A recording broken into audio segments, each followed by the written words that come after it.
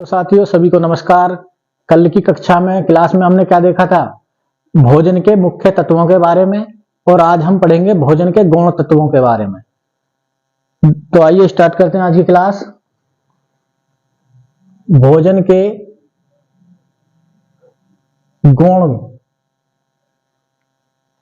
गौण तत्व, जिसमें हमने विटामिन्स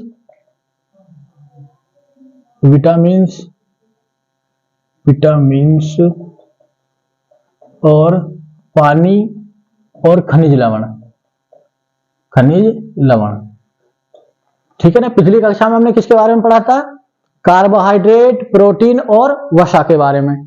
अब हम देखेंगे विटामिन्स के बारे में और हम पानी। देखो, ये तीनों गौण तत्व हैं, शरीर के लिए तो बहुत ही ज्यादा आवश्यक होते हैं, परंतु ये शरीर को किसी प्रकार की ऊर्जा नहीं देते।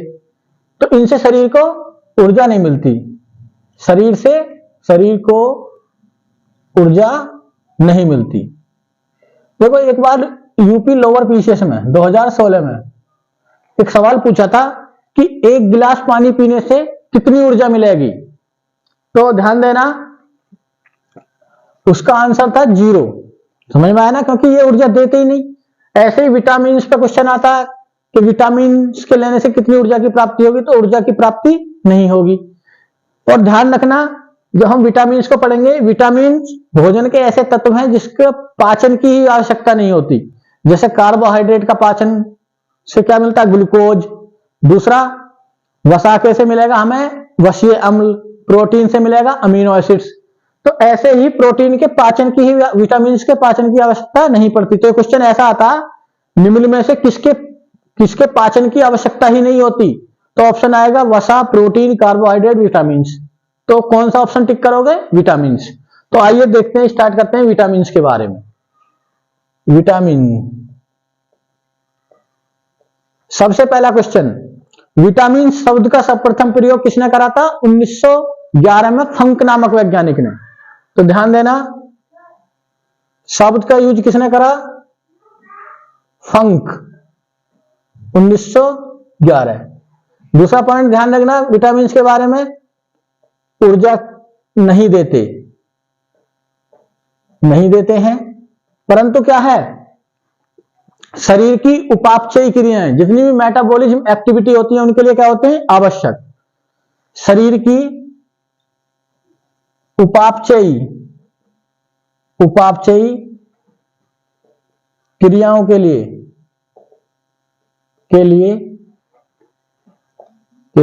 आवश्यक होते हैं। क्या होते हैं? आवश्यक होते हैं। इसलिए क्या कहलाते हैं? इसलिए कहलाते हैं सहायक आहार कारक। सहायक आहार कारक अगर पूछा जाए किसका नाम है, तो विटामिन का। तो ये पॉइंट आपको याद रखना। हमारी प्रतिरक्षा तंत्र को क्या करते हैं? मजबूत करते हैं। ठीक है ना। एंटीऑक्सीडेंट की तरह काम करते हैं, तो इसलिए इनको हम रक्षा पदार्थ भी बोल देते हैं। रोगों से रक्षा करते हैं। ठीक है, इसलिए क्या कहलाते हैं? रक्षा पदार्थ। इन्हीं को क्या बोलते हैं? रक्षा पदार्थ। अगला पॉइंट इसमें याद रखना, शरीर के विकास के लिए क्या होते हैं? डेवलपमेंट के लिए आवश्यक होते हैं। अगला पॉइंट याद रखना कि इनके पाचन की आवश्यकता नहीं होती। इन्हें पचाने की आवश्यकता नहीं होती। ये सीधे ही प्राप्त हो जाते हैं।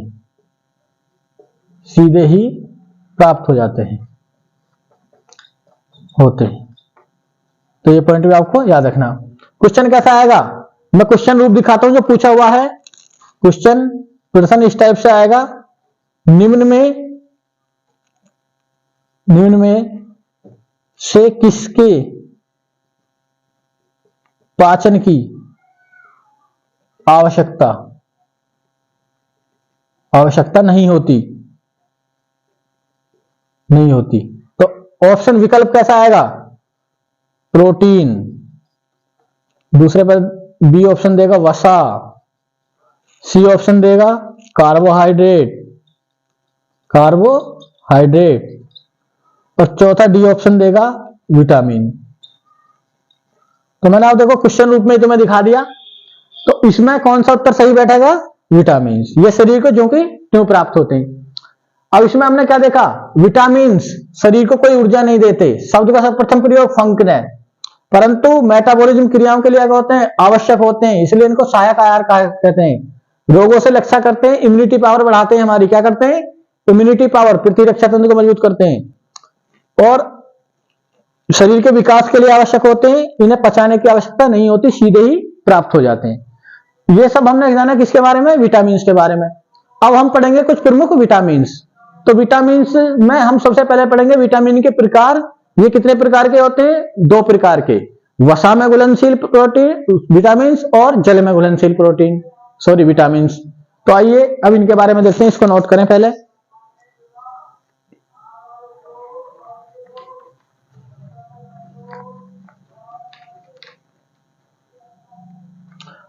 तो हेडिंग लिखना विटामिन के प्रकार।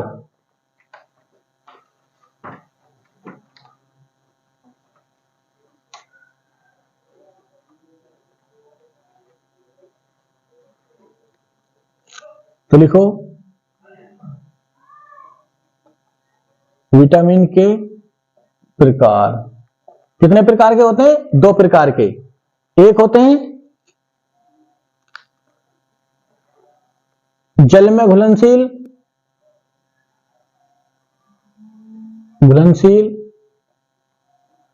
और ये कौन से होते हैं जल में घुलनशील? बी, विटामिन बी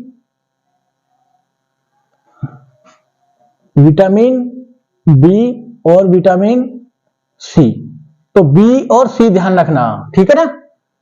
दूसरा जल में वसा में घुलनशील,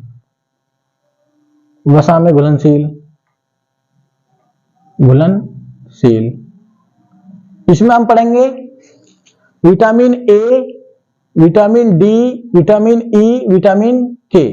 यानी एक शब्द है ना अडैक, ठीक है ना।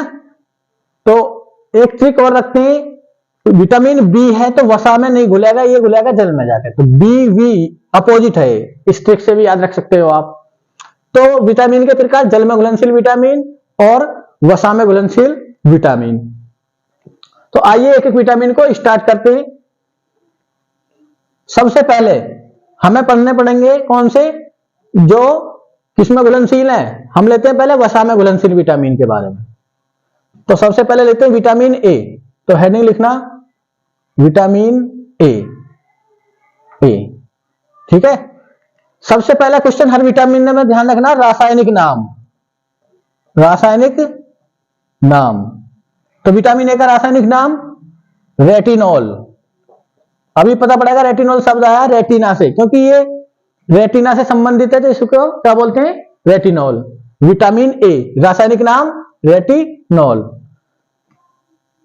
दूसरा ध्यान रखना, विटामिन ए को क्या बोलते हैं? प्रति संक्रमण विटामिन। क्या बोला जाता है इसको? प्रति संक्रमण विटामिन, यानी एंटी इन्फेक्शन विटामिन।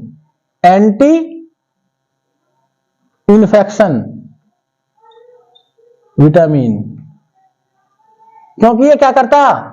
जीवाणुओं से, शरीर के संक्रमण से क्या करता है? जीवाणुओं से संक्रमण से बचाता। शरीर को जीवाणु के संक्रमण से बचाता है।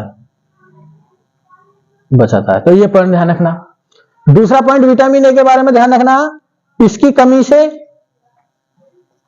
कौन कौन से रोग हो जाते हैं? रतौंधी, नाइट ब्लाइंडनेस, ठीक है ना। इस रोग में व्यक्ति को रात में दिखाई नहीं देगा, ठीक है ना। दूसरा एक रोग हो जाता जीरो फथेलमिया। फथेलमिया, इसमें क्या होते हैं, इसमें आंखें शुष्क हो जाती हैं और यहां पर क्या होते हैं, डार्क गड्ढे निशान पड़ जाते हैं। इसमें क्या होती हैं, आंखें शुष्क यानी ड्राई हो जाते हैं, हो जाती हैं, और उनके नीचे क्या पड़ जाते हैं, धब्बे। इसमें रात्रि के समय दिखाई नहीं देता, ठीक है। तो ये तो सबको पता है नाइट ब्लाइंडनेस। अब हमें विटामिन ए के स्रोत, यहां से क्वेश्चन आ जाता कि हमें क्या क्या चीज खानी चाहिए, विटामिन ए के स्रोत क्या होते हैं। तो ध्यान देना, इसमें देखो हरी पत्तियां तो सभी में कॉमन रहेंगी, हरी पत्तियां, ठीक है ना।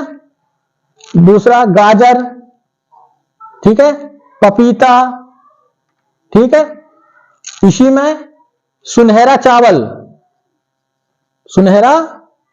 इंपॉर्टेंट है बहुत, इसको गोल्डन राइस के नाम से भी आ जाता है, गोल्डन राइस, यानी पीले और लाल फलों में मिलता, उसके अतिरिक्त सुनहरा चावल में मिलेगा। और कोड लीवर में, यानी मछली के लीवर में, इसके कैप्सूल भी आते हैं, मछली वाले कैप्सूल, उनमें विटामिन ए और विटामिन डी ही होते हैं, ठीक है ना, ध्यान रखना। तो कोड लीवर ऑयल में, ये पूछा हुआ सवाल है ये। तो इसके स्रोत क्या हुए, हरी पत्तियां, गाजर, ठीक है ना, पपीता, सुनहरा चावल और मांस, ठीक है, फल आदि इत्यादि। तो ये क्या है, विटामिन ए के स्रोत। हमने इसमें क्या जाना, विटामिन ए का रासायनिक नाम रेटिनॉल, अच्छे से याद करना। दूसरा, इसको क्या बोलते हैं, प्रतिसंक्रमण विटामिन या एंटी इन्फेक्शन विटामिन, शरीर से किसके जीवाणुओं से, संक्रमण से बचाता शरीर को। कमी से रतौंधी और जीरो फथेलमिया रोग हो जाते हैं। और इसके स्रोत क्या है, हरी पत्तियां, गाजर, पपीता, मांस, फल, सुनहरा चावल इंपोर्टेंट है, कोड लीवर इंपोर्टेंट है। इसको नोट करें, फिर हम पढ़ेंगे दूसरे विटामिन के बारे में। अभी हम कौन से विटामिन देख रहे हैं, जो वसा में घुलनशील है। पहला हमने टॉपिक कौन सा लिया, वसा में घुलनशील।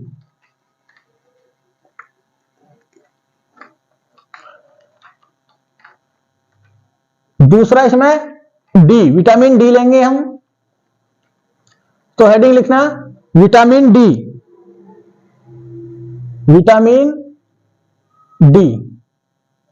Vitamin D. सबसे पहले वही क्वेश्चन, क्या इसका रासायनिक नाम, तो लिखना रासायनिक नाम कैल्सीफेरोल,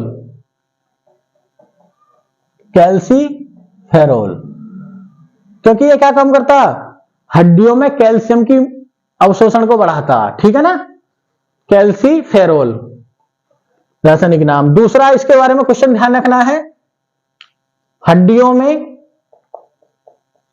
में कैल्शियम व फास्फोरस के अवशोषण को क्या करता, बढ़ाता है। और सेम यही काम जो हमारी पैराथायराइड ग्रंथि होती है, थायराइड ग्रंथि के पीछे गले में ग्रंथि होती है पैराथायराइड, तो उससे एक हार्मोन्स निकलता पीटीएच हार्मोन्स की तरह। क्या है इसकी फुल फॉर्म, पैराथायराइड हार्मोन्स, ठीक है ना। तो ये इस हार्मोन्स की तरह काम करता। तो ध्यान देना, इसलिए इसको हम क्या बोलते हैं, एक हार्मोन्स भी कहा जाता। पूछा जाए कौन सा विटामिन एक हार्मोन्स की तरह कार्य करता है, तो विटामिन डी, क्योंकि जो काम क्या काम करता है, पीटीएच हार्मोन्स, उसी के साथ मिलकर ये कैल्शियम के अवशोषण को क्या करता, बढ़ाता। तो ये किसके, हड्डियों की मजबूती के लिए क्या है, ये आवश्यक है, ठीक है। अब ध्यान देना, इसके बारे में अगला फैक्ट पूछा जा सकता, जो सूर्य की पराबैंगनी किरणें होती हैं, अल्ट्रावायलेट किरणें, उससे ये प्राप्त होता है फ्री में, तो इसको हम क्या बोलते हैं, सनशाइन विटामिन। और फ्री में प्राप्त होता है तो हम इसको गरीबों का विटामिन भी बोल देते हैं। तो इसका एक नाम क्या है, ये लिख लेना, हार्मोन्स की तरह काम करता, ये इसको sunshine vitamin, sunshine vitamin, vitamin क्यों, किससे प्राप्त होता, सूर्य की पराबैंगनी किरणों से, और बताया जाता है कि सुबह के समय 9 बजे तक सूर्य की धूप में बैठना चाहिए, तब ये ज्यादा मात्रा में प्राप्त होता है, ठीक है ना। तो सूर्य की पराबैंगनी किरणों से कौन सा विटामिन, विटामिन डी, क्योंकि फ्री में उपलब्ध हो रहा, इसलिए इसको बोलते हैं गरीबों का विटामिन। क्या बोलते हैं, गरीबों का विटामिन, ठीक है। स्रोत में इसके अतिरिक्त मछली, अंडा, मांस, ठीक है, तो ये ध्यान रखना आप। तो ये पढ़ा हमने विटामिन डी के बारे में। रासायनिक नाम कैल्सीफेरोल। कार्य क्या है, पीटीएच हार्मोन्स के साथ मिलकर क्या शरीर में कैल्शियम की मात्रा को क्या करता है, अवशोषित करता है, हड्डियों को मजबूती प्रदान करता है, हार्मोन्स की तरह काम करता है। सनशाइन विटामिन भी कहते हैं, गरीबों का विटामिन भी कहते हैं, क्योंकि फ्री में प्राप्त होता है। इसके अतिरिक्त मांस में से भी विटामिन डी हमें प्राप्त होता है। इसको नोट करें, फिर हम पढ़ेंगे अगले विटामिन के बारे में।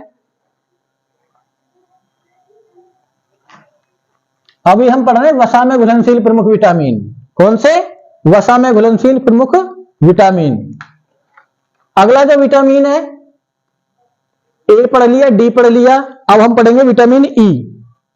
विटामिन ई, विटामिन ए के बारे में सबसे पहला पॉइंट याद रखना है, रासायनिक नाम।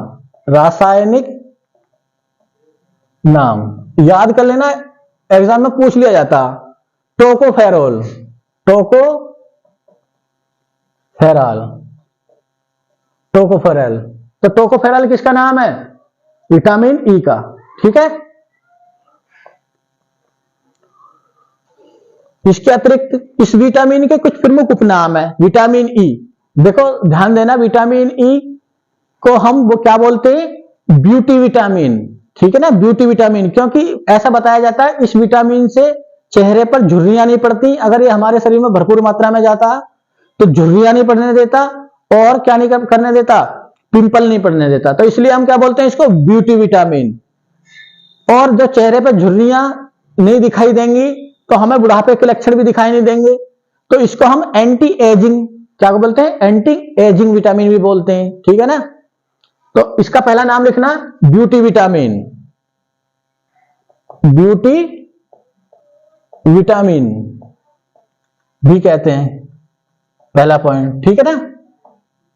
क्या लिख सकते हो इसमें, चेहरे पर झुर्रियां एवं पिंपल, पिंपल नहीं पड़ने देता, पड़ने देता। तो ये पॉइंट याद रखना आप, ठीक है। अगला जो याद रखना, ब्यूटी विटामिन के अतिरिक्त इसको क्या बोलते हैं, एंटी एजिंग विटामिन, विटामिन, क्योंकि ये बुढ़ापा नहीं आने देता, नहीं आने देता। अब ऐसा नहीं कि बुढ़ापा आएगा ही नहीं, मतलब एक समय तक चेहरे की झुर्रियों को क्या रखता, चेहरे से दूर रखता, तो इसको उम्र का अंदाजा नहीं लगा पाते, तो इसको एंटी एजिंग, उम्र को रोके रखता है, ऐसा बोलते हैं। इसी को हम प्रजनन विटामिन भी बोलते हैं, प्रजनन विटामिन। प्रजनन विटामिन क्यों बोलते हैं, जो ऐसा बताया जाता है कि पुरुष में क्या होता है, पुरुष में इस विटामिन के कारण क्या होता है, स्पर्म का निर्माण होता। तो अगर ये विटामिन की कमी हो जाएगी शरीर में, तो स्पर्म की संख्या में क्या आ जाएगी, शुक्राणुओं की संख्या में कमी, तो पुरुष नपुंसक हो जाएगा। तो ध्यान रखना, पुरुष में क्या करता, शुक्राणु यानी स्पर्म के निर्माण में सहायक,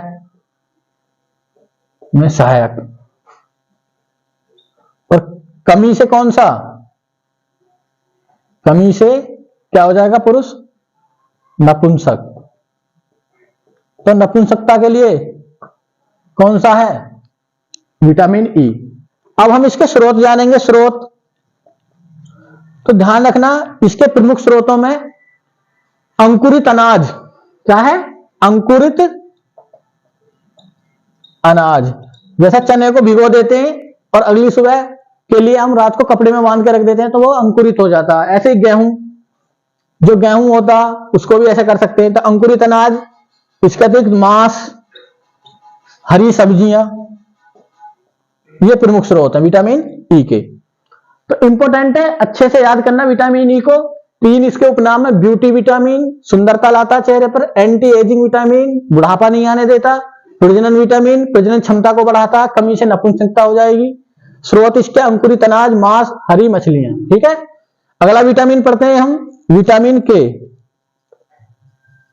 विटामिन के और इसका क्या नाम है? टोकोफेरॉल। सबसे पहले वही क्वेश्चन, रासायनिक नाम। रासायनिक नाम टोकोफेरॉल, सॉरी फिलाक्विनोन। टोकोफेरॉल तो ऊपर हो गया, फिलाक्विनोन। ठीक है, ये याद रखना विटामिन के बारे में।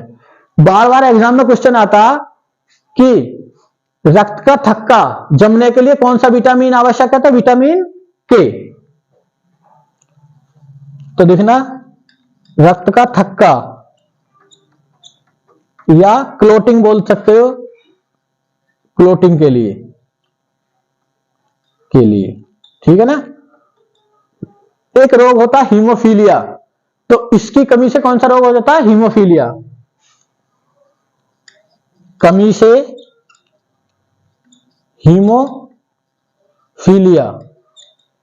हीमोफीलिया रोग को ही क्या बोलते हैं? शाही रोग, क्योंकि ब्रिटेन की महारानी में सबसे पहले इस रोग की खोज करी गई थी। तो कमी से कौन सा रोग हो जाता है? हीमोफीलिया या शाही रोग हो जाता है, जिसमें रक्त का थक्का नहीं जम पाता, नहीं जमता। ठीक है ना। अगर चोट लग जाएगी तो रक्त बहना बंद नहीं होगा, 1 या 1.5 मिनट के अंदर ऑटोमेटिकली जो बहना बंद हो जाता। तो हमने देखे इसमें विटामिन ई और विटामिन के, इनको अच्छे से याद करना। फिर हम पढ़ेंगे अगले विटामिन के बारे में, इसको नोट करें, स्क्रीनशॉट लें इसका।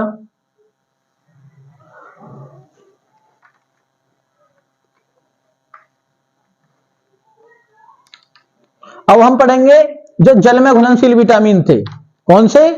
जल में घुलनशील विटामिन।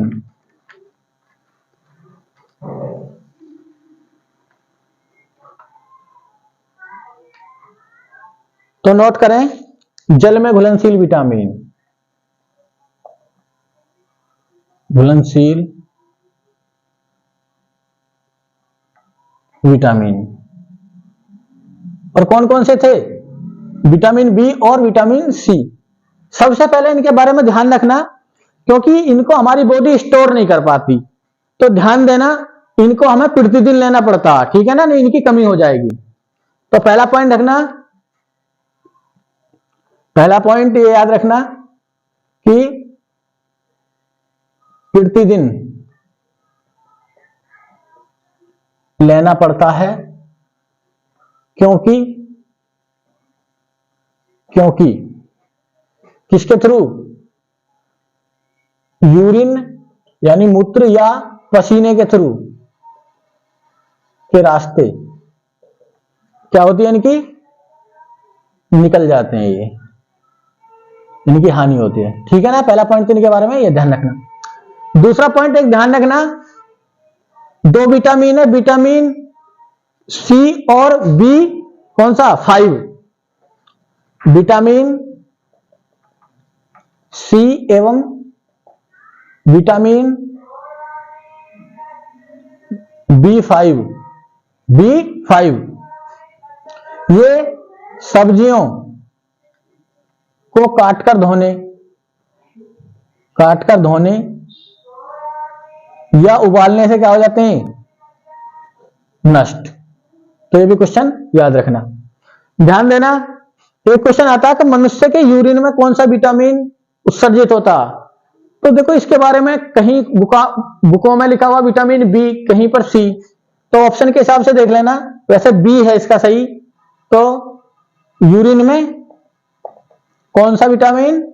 बी। ये भी ध्यान रखना। अगर बी ऑप्शन में ना हो तो सी लगा देना, ठीक है, क्योंकि ये दोनों ही विटामिन यूरिन के थ्रू बाहर निकलते हैं। तो जल में घुलनशील विटामिन के बारे में हमें तक प्रतिदिन लेने चाहिए, क्योंकि ये यूरिन के और पसीने के रास्ते बाहर निकल जाते हैं। विटामिन सी और विटामिन बी5 सब्जियों को काटकर धोने या उबालने से क्या हो जाते हैं? उष्मा के द्वारा नष्ट हो जाते हैं। और यूरिन में कौन सा विटामिन? बी। अगर बी नहीं हो तो सी। सबसे पहले पढ़ेंगे हम इसमें विटामिन बी के बारे में। तो हेडिंग लिखना विटामिन बी कॉम्प्लेक्स। अब बोलो कॉम्प्लेक्स क्यों लिखा? क्योंकि इसमें ये विटामिन बी एक ग्रुप है जिसमें vitamin B1, B2, B3, B5, B6, B7, B9, B12 ये विटामिन हमको पढ़ने पड़ेंगे, ठीक है। तो इनको अच्छे से याद करेंगे हम। तो विटामिन बी कॉम्प्लेक्स में पहला पढ़ेंगे हम विटामिन B1, ठीक है ना। विटामिन B1 रासायनिक नाम थायमीन। याद रखना रासायनिक नाम क्या है? थायमीन, ठीक है।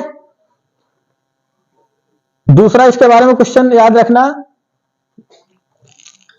इसकी कमी से विटामिन B1 की कमी से कौन सा रोग हो जाएगा? बेरी रोग। देखो बेरी रोग में अनेक क्या होती है? शरीर पर लक्षण दिखाई देते हैं। एक तो पैरालाइसिस की स्थिति बन जाती है टांगों में, यानी पक्षाघात हो जाता है, लकवा। दूसरा त्वचा संबंधी रोग हो जाते हैं, हृदय संबंधी रोग हो जाते हैं। ये सब B1 में होता है, ठीक है ना। तो विटामिन B1 की कमी से कौन सा रोग? बेरी। और ये रोग उन क्षेत्रों में ज्यादा होता है जहां पर छिलका रहित मतलब छिलका रहित चावल खाया जाता है। छिलका रहित चावल, या इसको बोलते हैं पॉलिशदार चावल। उन क्षेत्रों में ये ज्यादा होता है, ठीक है। अब क्योंकि बेरी रोग के एक लक्षण में टांगों को लकवा मार जाता है, व्यक्ति चलने लायक नहीं रहता, तो इसको हम पृथ्वी विक्षिप्तता विटामिन भी बोलते हैं। क्या बोलते हैं? यह शरीर को विक्षिप्त नहीं होने देता, इसे क्या बोलते हैं? पृथ्वी विक्षिप्तता विटामिन भी कहते हैं, ठीक है। ये याद रखना, ठीक, ओके। तो ये हमने पढ़ा विटामिन कौन से? विटामिन बी और सी के बारे में पढ़ रहे हैं। पहले हमने विटामिन बी कॉम्प्लेक्स लिया, उसमें हमने B1 के बारे में पढ़ा। कमी से रोग इंपॉर्टेंट है, ये जरूर ध्यान रखना, ठीक है। इसको नोट करें, फिर हम अगला पढ़ेंगे।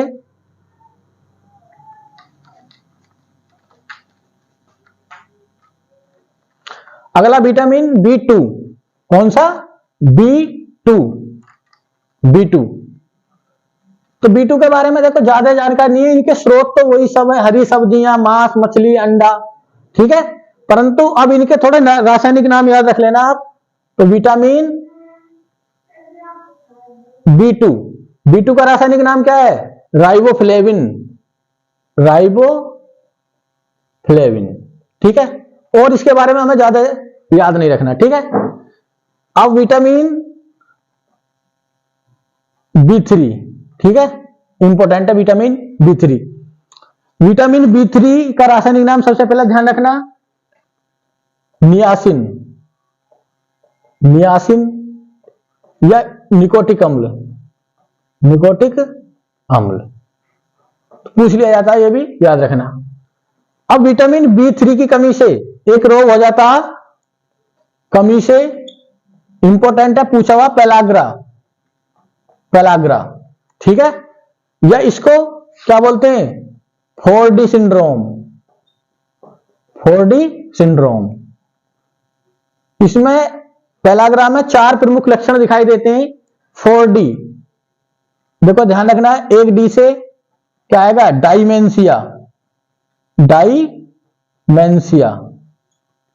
डाइमेंशिया ये एक मानसिक विकार है। क्या है?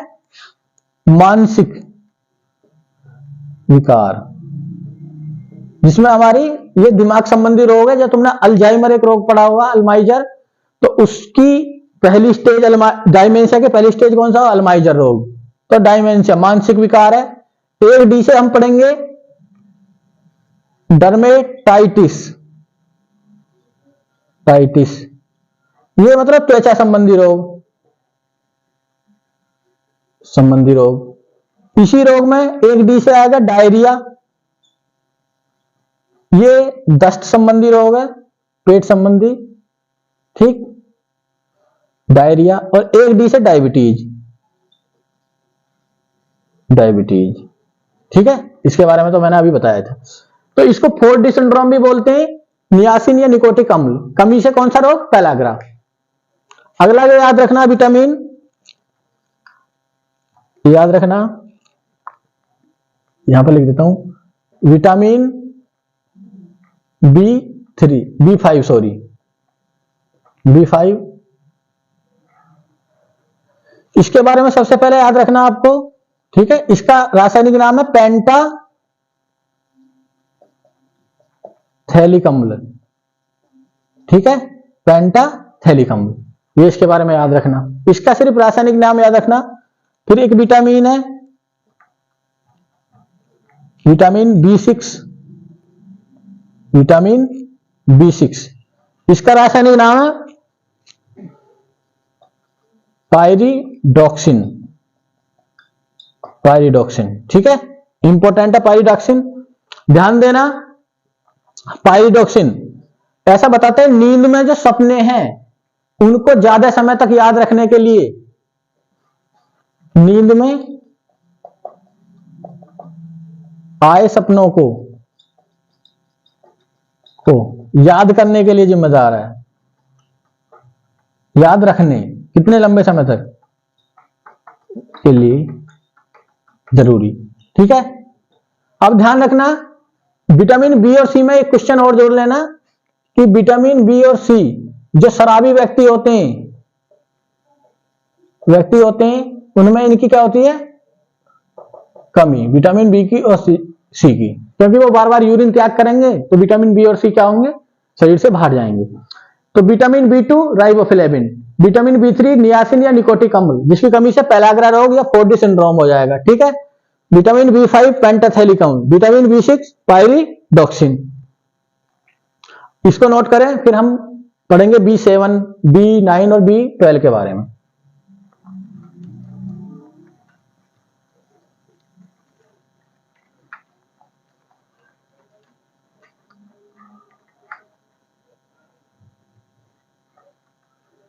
अब इसमें विटामिन देखो, इनके रासायनिक नाम पूछ लिए जाते हैं। ये यूपी पुलिस ने पूछ लिया था, विटामिन B7 का रासायनिक नाम। तो इनको तुम अलग तालिका भी बना लेना कि विटामिन इनके रासायनिक नामों की अच्छे से याद करने के लिए। तो B7 में ध्यान देना, इसका रासायनिक नाम है, रासायनिक नाम बायोटिन, बायोटिन इंपॉर्टेंट है, बायोटिन। ये यूपी पुलिस में पूछा था सवाल, अभी जो 1-2 साल पहले भर्ती हुई है, ठीक है। विटामिन B9 इंपॉर्टेंट है, विटामिन B9 रासायनिक नाम याद रखना, फोलिक एसिड, फोलिक अम्ल, ठीक है। और कमी से जो रोग होगा एनीमिया, एनीमिया यानी रक्त अल्पता, यानी खून की कमी, रक्त की कमी। देखो इंपॉर्टेंट है, किस विटामिन की कमी से कौन सा रोग हो जाता है? एनीमिया, क्योंकि आरबीसी के निर्माण के लिए जरूरी है, आरबीसी के निर्माण के लिए आवश्यक है। तो इसकी कमी से आरबीसी का निर्माण नहीं होगा और कौन सा रोग हो जाएगा? एनीमिया, यानी शरीर में खून की कमी हो जाएगी। जो गर्भवती महिलाएं होती हैं उनको B7 विटामिन की गोलियां दी जाती हैं फोलिक एसिड की, तो ये ध्यान रखना, ठीक है। विटामिन B12 इसका रासायनिक नाम पेपर में बहुत पूछा जाता है, साइनोकोबालिन,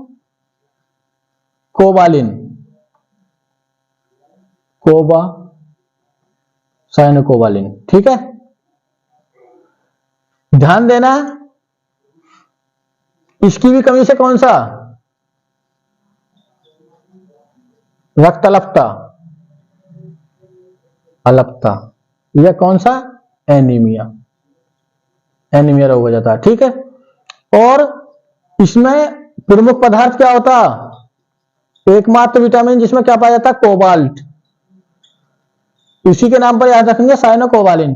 तो कोबाल्ट पाया जाता है ऐसा विटामिन, विटामिन कौन सा, B12। तो ये थे विटामिन बी कॉम्प्लेक्स जो हमने पढ़े, और सभी के सभी क्या थे, इंपॉर्टेंट थे। अब हमारा एक अंतिम विटामिन बचा विटामिन सी, तो इसको नोट करें हम, फिर विटामिन सी के बारे में पढ़ेंगे।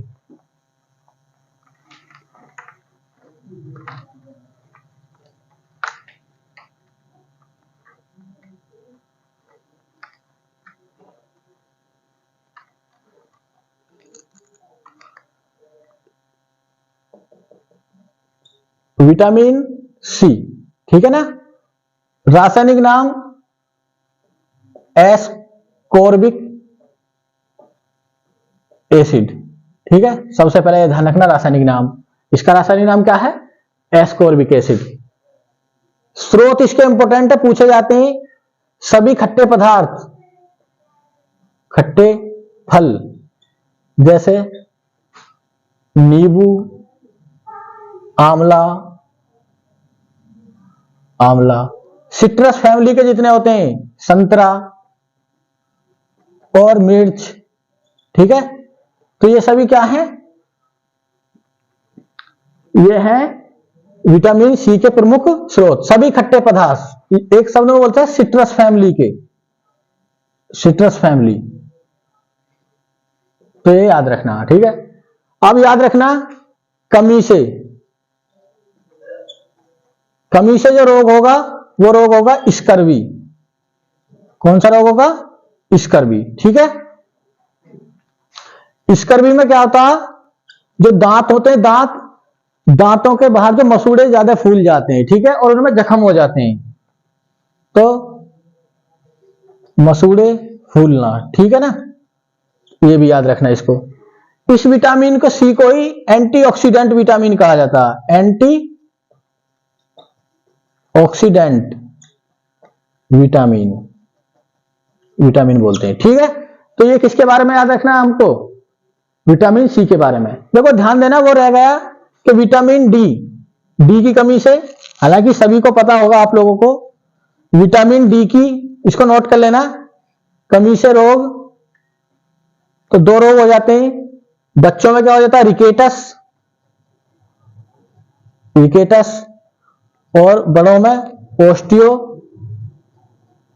Malaysia, osteo Malaysia. ठीक है, ये बच्चों में होता, हड्डियां कमजोर, पेट बाहर को निकला हुआ। ठीक है, और ये वयस्कों में, वयस्कों में, तो ये भी ध्यान रखना। एक पॉइंट और ध्यान रखना, जो विटामिन के है उसका निर्माण शरीर के अंदर ही हो जाता, हमारे शरीर के अंदर।